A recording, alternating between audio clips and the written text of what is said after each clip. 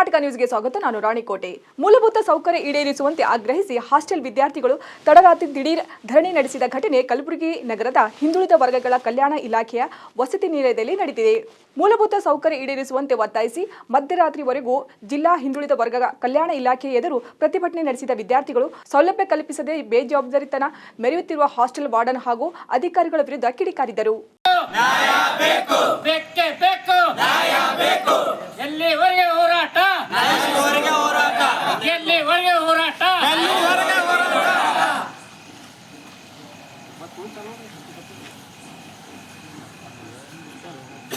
ಅಷ್ಟೊಂದು ಮೂಲಭೂತ ಸೌಕರ್ಯ ಒದಗಿಸದ ಅಧಿಕಾರಿಗಳಿಗೆ ಹೇಳಿ ಧಿಕ್ಕಾರ. ಅಷ್ಟಕ್ಕೆ ಮೂಲಭೂತ ಸೌಕರ್ಯ ಒದಗಿಸದ ಅಧಿಕಾರಿಗಳಿಗೆ ಹೇಳಿ ಧಿಕ್ಕಾರ.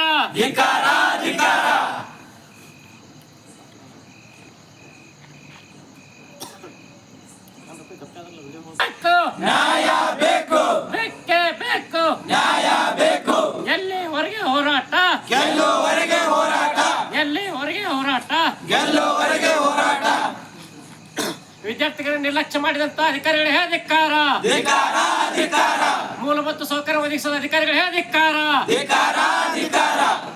ಎಲ್ಲಿವರೆಗೆ ಹೋರಾಟ? ಗೆಲ್ಲುವರೆಗೆ ಹೋರಾಟ.